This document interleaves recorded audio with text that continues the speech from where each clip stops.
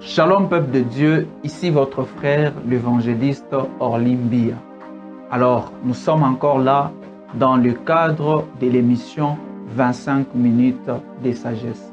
25 minutes de sagesse, c'est une émission qui commencera désormais à passer sur votre chaîne Pop Church TV. Alors je vous prie de vous abonner massivement sur nos pages Facebook, TikTok, Instagram ainsi que YouTube. Vous pouvez vous abonner pour ne rien manquer de ces émissions qui vont certainement vous bénir. Alors aujourd'hui nous sommes là pour parler spécialement dans le canal de l'étude de la Bible. 5 minutes de sagesse a plusieurs branches et spécialement aujourd'hui la branche qui nous intéresse c'est l'étude de la Bible. On va essayer de comprendre c'est quoi la Bible. On va essayer de comprendre quels sont les contours de la Bible. On va essayer de comprendre quelles sont les questions que les gens se posent couramment sur la Bible. Et on va aussi essayer d'étudier les personnages de la Bible, savoir ce que leur vie peut aussi nous apporter aujourd'hui. Alors, cette émission n'est pas là pour créer des débats interreligieux. Nous ne sommes pas là pour chercher à convaincre l'opinion publique. Nous ne sommes pas là pour attirer une certaine notoriété.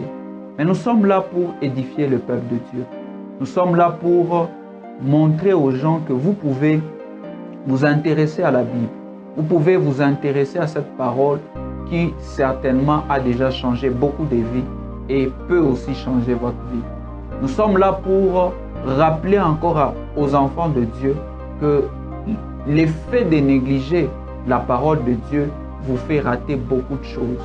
Il y a des choses que nous avons simplement parce que nous avons eu à mettre en pratique un principe qui se retrouve dans la parole de Dieu.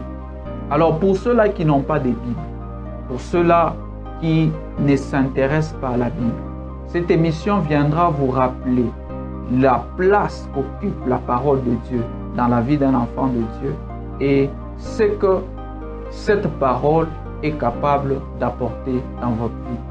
Alors je vous encourage à acheter des Bibles. Je vous encourage à télécharger des Bibles.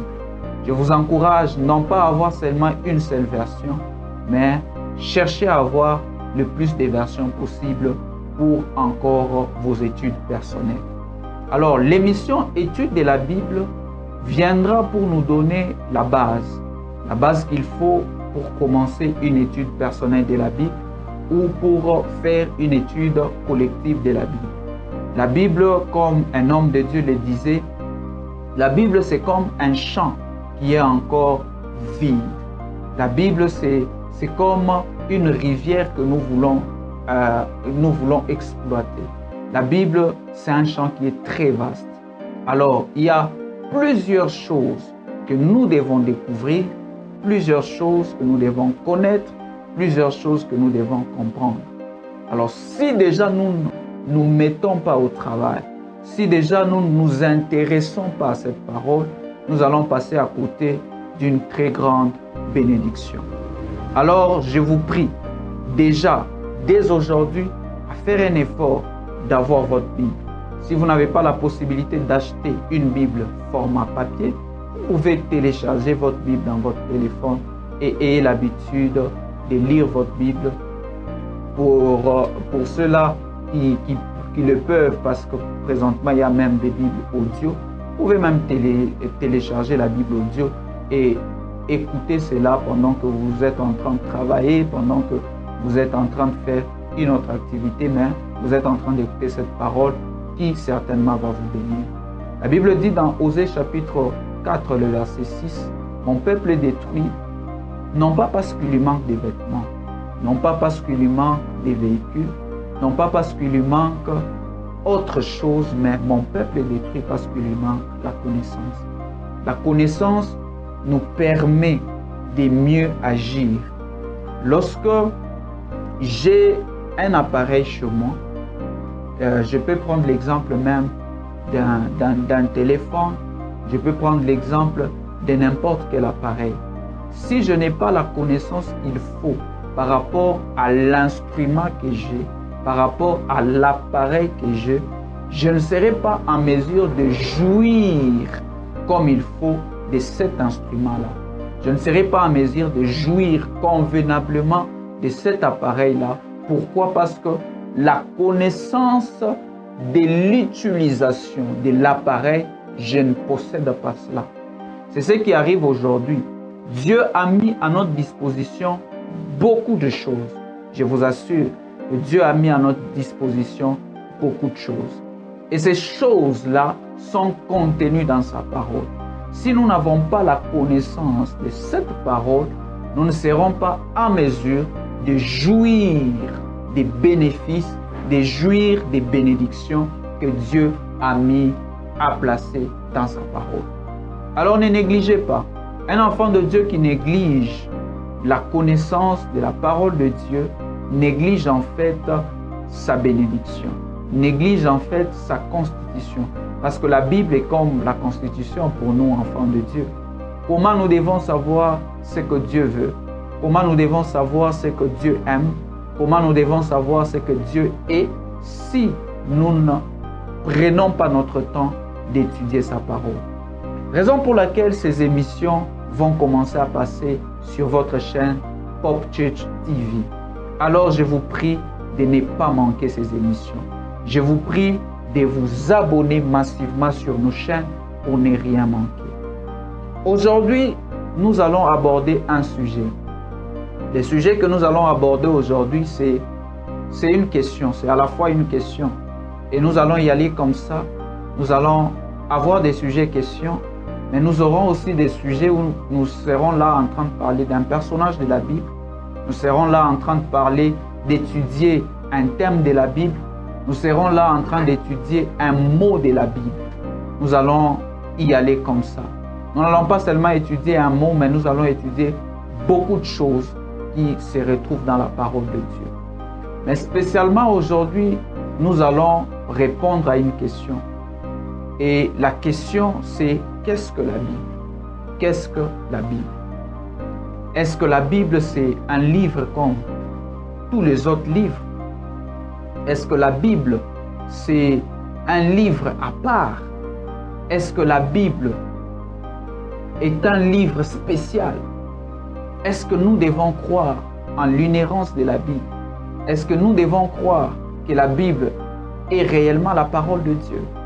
Est-ce que la Bible a encore sa place dans cette génération? Alors, beaucoup de questions sont posées autour de la Bible. Beaucoup de questions, mais nous allons y aller progressivement. Nous ne saurons pas répondre à toutes les questions aujourd'hui, mais nous allons avoir une série d'émissions où nous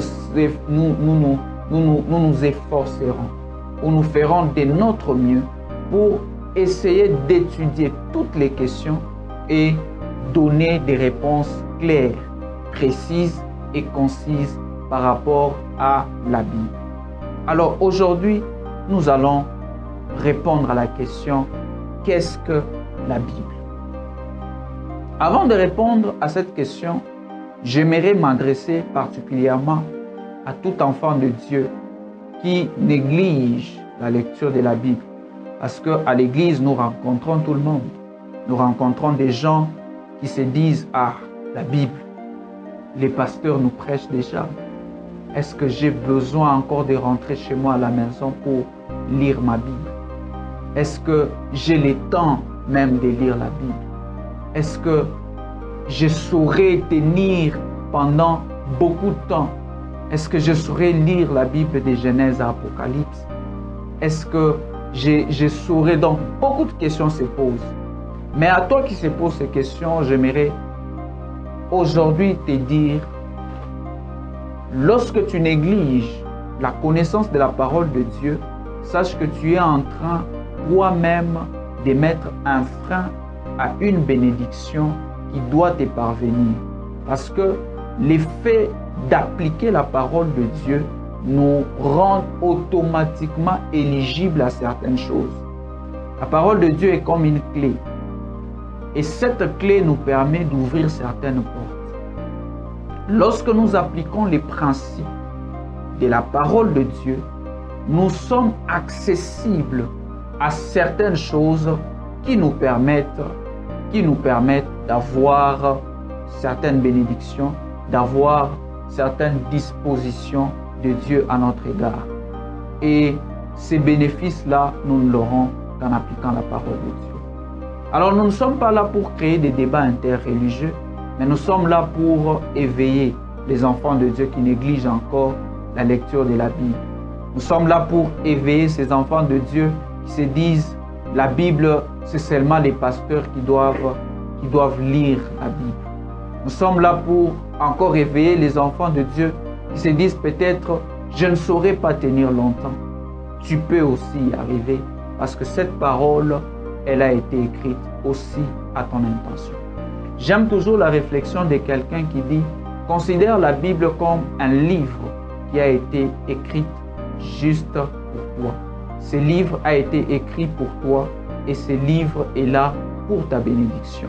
Alors si tu considères la Bible comme un livre qui a été écrit pour toi, je pense que tu vas en tirer les plus de bénéfices possibles. Alors nous sommes là. Qu'est-ce que la Bible? Comment est constituée la Bible? Et quels sont les éléments clés de la Bible? Avant de répondre à cette question, vous allez comprendre avec moi déjà que la Bible, c'est un ensemble de plusieurs livres. Et dans les livres de la Bible, il y a le concours de plusieurs personnes, plusieurs auteurs. Ce n'est pas seulement une seule personne, ce n'est pas seulement un être humain, mais il y a eu plusieurs personnes que Dieu a utilisées pour inspirer cette parole. Ce sont des gens qui n'ont pas vécu dans une même époque. Ce sont des gens qui n'ont pas vécu dans un même temps. Ce sont des gens qui ont eu des styles de vie tout autres. Ils n'ont pas vécu la même expérience.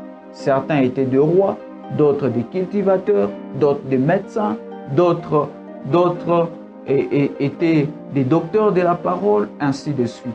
Ça veut dire, dans la Bible, il y a plusieurs livres.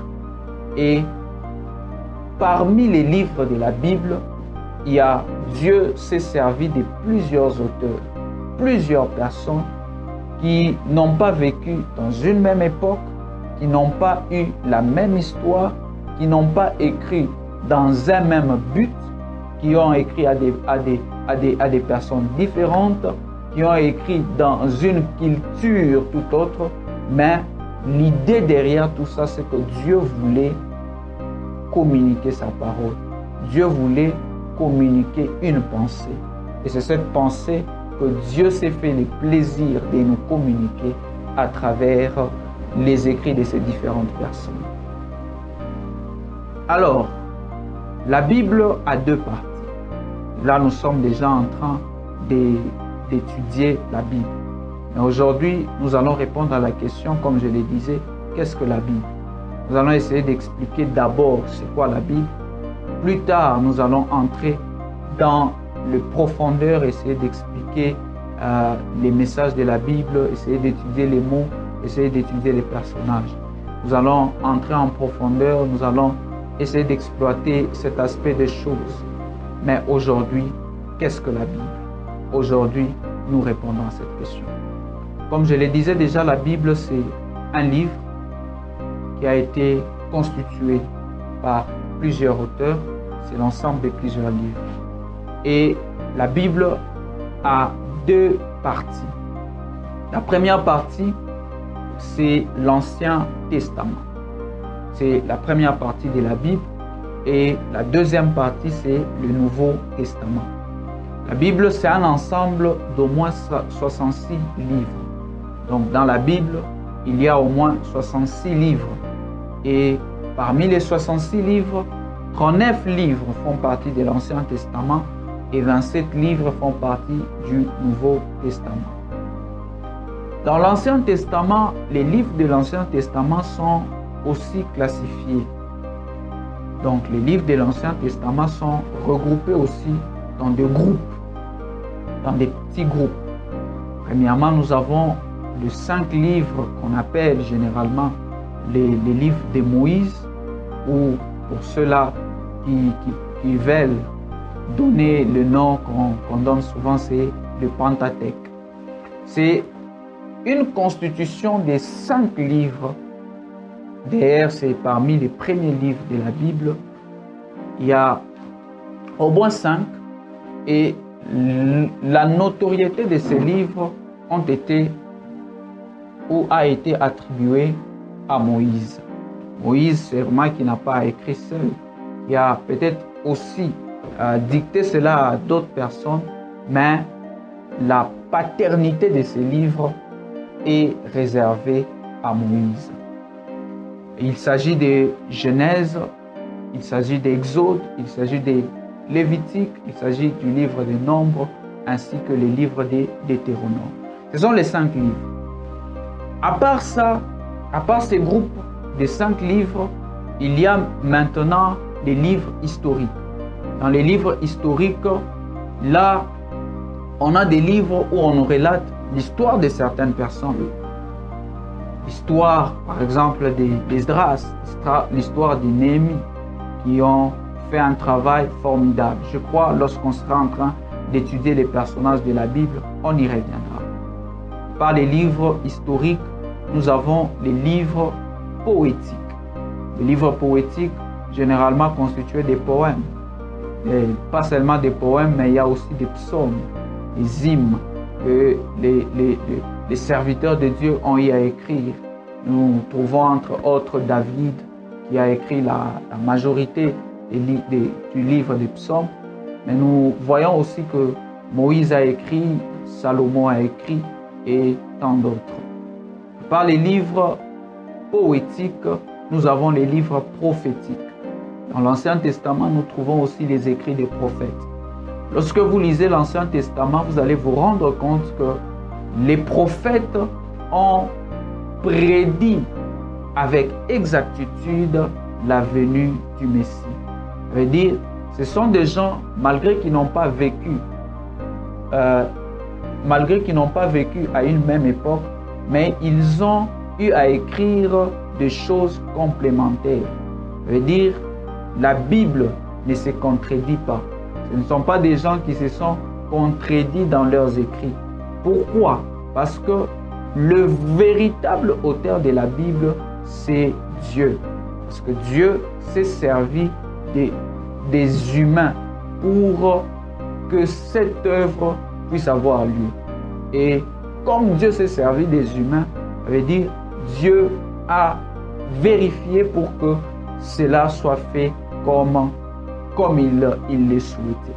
C'est-à-dire le Saint-Esprit a conduit plusieurs personnes, a conduit plusieurs générations à écrire des livres qui pouvaient inspirer, montrer aux gens la volonté parfaite, la volonté de Dieu. Ça, c'est en ce qui concerne l'Ancien Testament, voilà ce qu'il fallait savoir. Et à part l'Ancien Testament, nous avons le Nouveau Testament. Dans le Nouveau Testament, nous retrouvons les évangiles. Les évangiles, là nous voyons au moins 4 personnes qui ont pris le temps d'écrire sur la vie et la personne de Jésus. La vie, le ministère de Jésus, ce que Jésus a eu à faire. Nous avons Matthieu, nous avons Marc, nous avons Luc et nous avons Jean. Ces 4 personnes ont écrit des choses complémentaires. Généralement, lorsque vous rencontrez des gens sur le terrain, surtout certaines personnes des autres religions, ils vous diront, oh non, les évangélistes se sont contredits. Non, il n'y a pas de contradictions, mais il y a une complémentarité. À ce niveau, j'aimerais souligner quelque chose.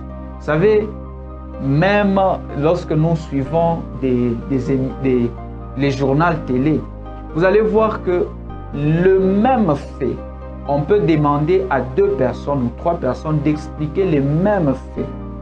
Les 3 personnes ne vont pas donner les mêmes mots, ne vont pas donner les mêmes phrases, ne vont pas donner la même situation. Pourquoi? Parce que chaque personne expliquera selon ce qui a plus retenu son attention. S'il s'agit d'un accident, chacun va expliquer selon ce que lui a plus constaté. Il y a une autre personne qui te dira, moi, j'ai constaté que c'est les chauffeurs qui étaient ivres.